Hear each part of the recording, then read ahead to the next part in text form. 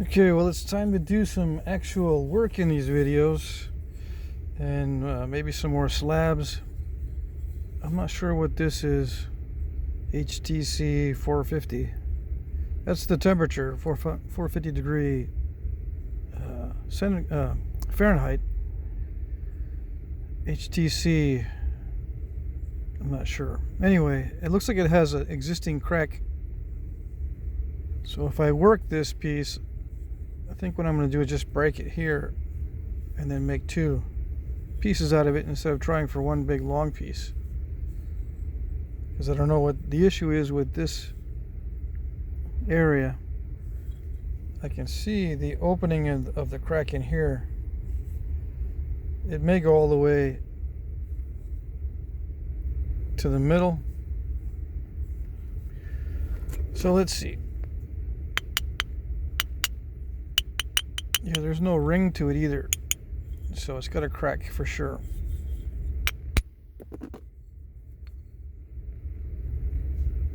Well, let's see.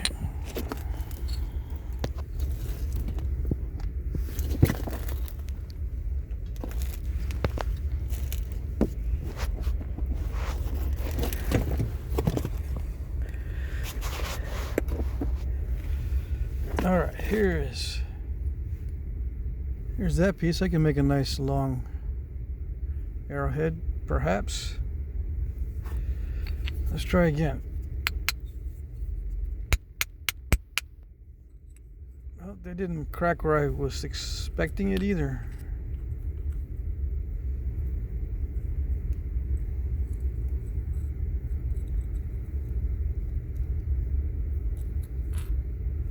You can see the discoloration. That means there was an existing crack. There we go. See that little bit of dirt or something getting in there?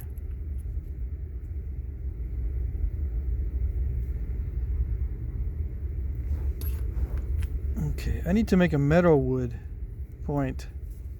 I think I've already made one on video, but not from a slab. I think this is large enough for a Meadowood. So as long as it doesn't break on me.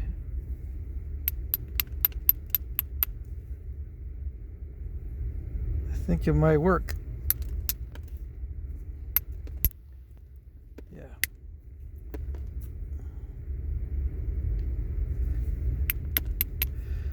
If this is heat treated material, it's kind of unusual.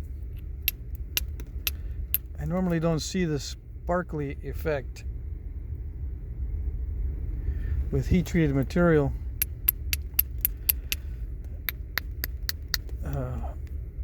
Because I heat cherts normally, and they're not like this as far as texture or having that sparkly type look to it.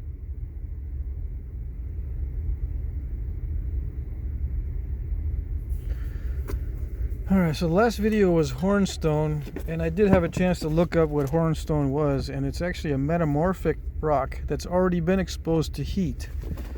So it's a naturally heat-treated rock.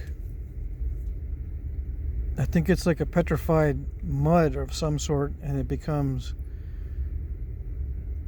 heated by natural forces deep underground.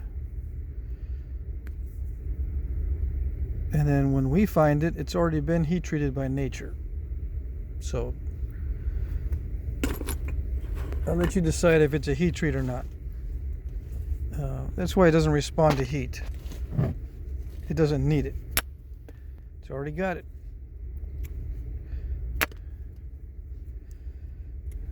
Could also explain why I like it so much.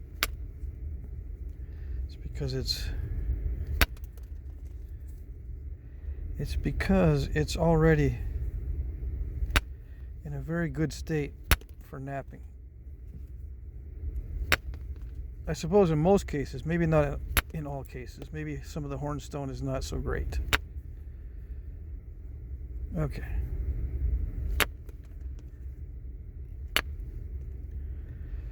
So whatever this is, it's not that easy to flake.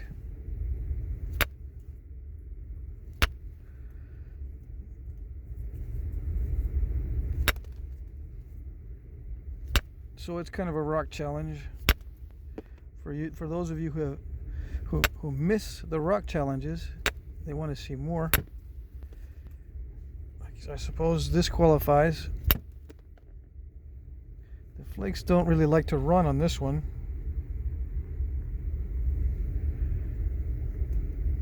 Which is the perfect type of stone for a rock challenge.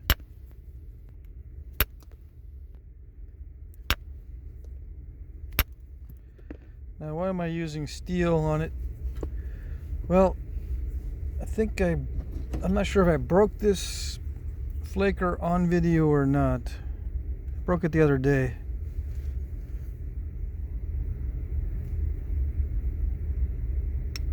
Aluminum. I still have my other one. But yeah, definitely a weak spot at the joint there between the aluminum and the wood. But I can reuse this. I think I might use a stronger wood, maybe live oak. I think this is hickory, so it's still pretty strong, but not strong enough apparently. Okay. This steel rod will not break for sure. So I can hit it as hard as I want. That's one thing I like about the steel. Not only is it very similar to copper, it's mild steel, it's also very similar to wrought iron, which is not bad for knapping. It's actually quite good. Wrought iron, if you have some, make some knapping tools out of it, pressure flakers and whatnot, and you'll see, works pretty good. Of course, there's different grades of wrought iron, and just use the soft type.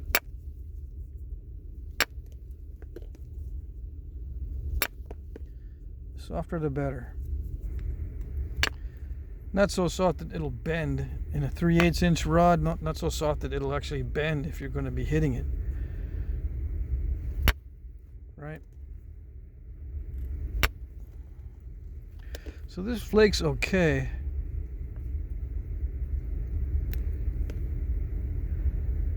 Now I forgot who I got this from because I didn't write the name of who I got this from.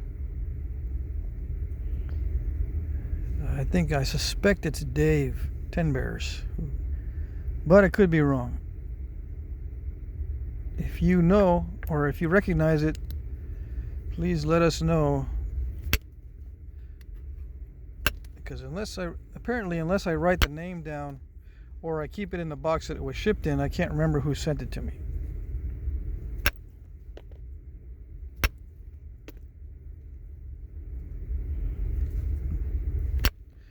Okay, so I'm just working this slab randomly.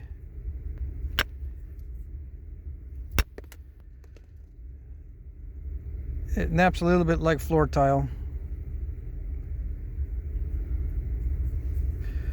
which means not very good, but I think I can get something out of it.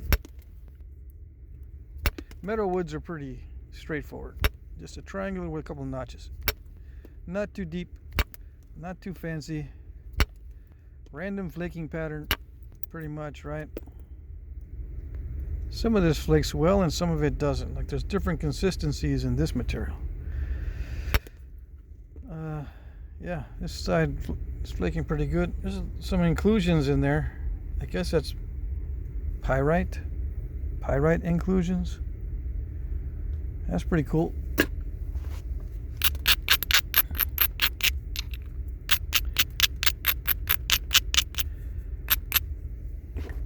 Now, of course, back in the day, they didn't use steel, and they didn't have the advantage of a mallet that absorbs some of the shock like this one does. Unless they use a big old buffalo horn for a mallet, which you can do. This ultra high molecular weight plastic is very similar in weight and texture and strength to buffalo horn, believe it or not. I have to do a test on it to see, or a comparison test between buffalo horn and this high molecular weight plastic. I know I can pressure flake with it if I cut a piece out. I can pressure flake with it. I can also do percussion work with it. It just gets eaten up really fast unless I'm using a very cooperative stone, very cooperative type of stone. I suspect it'll work fine on the hornstone, you know, as an actual billet. I have more of this, but I don't know if I want to get into more videos where I use odd materials for knapping. I'm starting to get a little bit disinterested in doing odd material knapping, but I may get back into it. We'll see. I've got a lot of requests to do only abo. When are you going to do more abo? When are you going to do more abo? When are you going to do more natural materials? Because we need more techniques. We need people to show us more options. When are you going to do Folsom Point? When are you going to do plane views and parallel flaking and Cody points? And when are you going to do all that stuff? I guess when I want to do it, because I'm not really interested in those fancy types.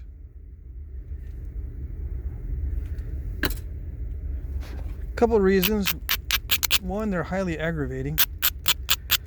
Well, maybe 3 reasons. One, they're highly aggravating to do. 2,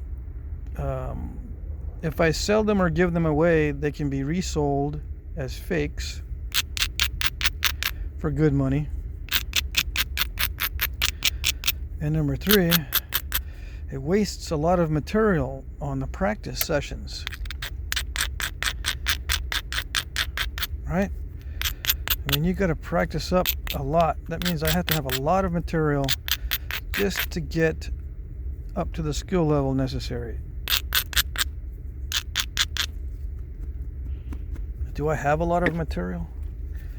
Not yet. I do have a lot of a certain type of chert from Medina County. I'm pretty sure. I keep forgetting to look that up. Anyway, I got that chert, but I don't have the exotics that many of these were made from. Many of the Folsoms were made from elebates and other exotic materials. This yellow chert that I cannot find anywhere. High quality gray Edwards chert that's not Georgetown. I have a hard time finding that stuff in big nodules. I find them in little nodules. Let's see. I find them in little nodules like this of high quality Edwards Plateau chert. But you know, you need a large piece to start with on these paleo types usually. Now this one I picked up. This is let me see.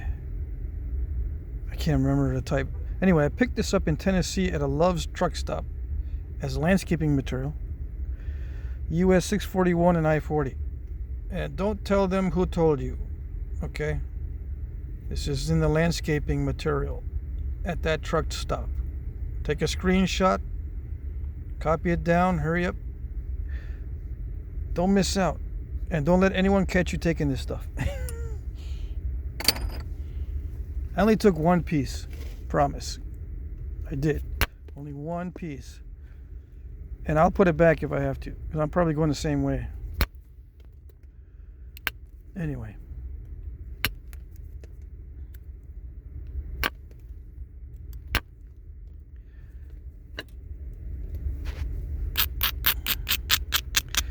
So that's the reason why I don't do those fancy points. Three reasons. But you know how things go. Eventually I've got to do them. As I get better at this, as I start making more money at this, as people are becoming more and more desperate for information, I'm gonna have to do it.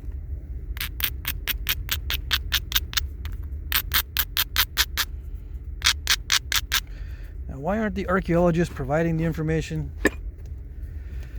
Oh man, I wish I knew.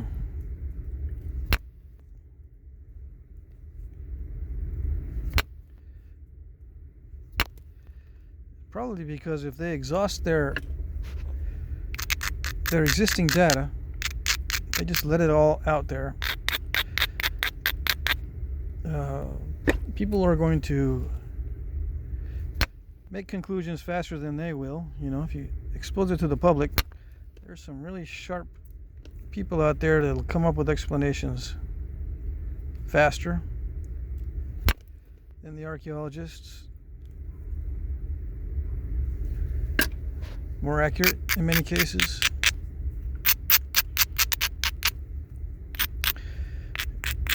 They don't want the competition. They want everything to be controlled as far as exposure to the public, in order so that they can continue to have their jobs, right? They don't want to release too much at once, or they're going to have to work extremely hard to get more information. At least that's my theory. Maybe a lot of them just don't have an interest in flint knapping. I suspect that's a big one also, or that, you know, they have other commitments. They really don't have time to be flint knapping.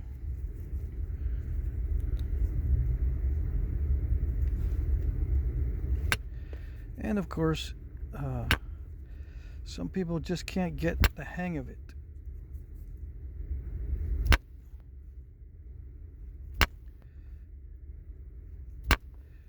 It's a different kind of skill. It's like a sport. There's a lot of risk.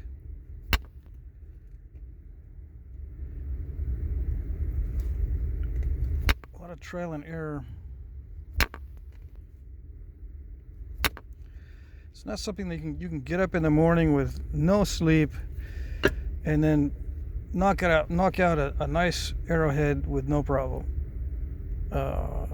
You know, get up with no sleep, bad mood and stuff. You can go to work like that, but you can't create pieces. And what I mean by work is, you know, a normal job. If you are already very used to the routine, it doesn't require much thinking.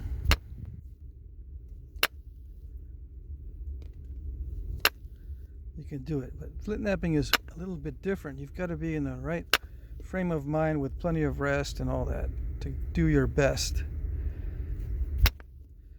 Also, with scientific approaches to this sort of thing, you need to repeat over and over and over and over to make sure that what you're theorizing is, you know, reality. So you test it over and over again.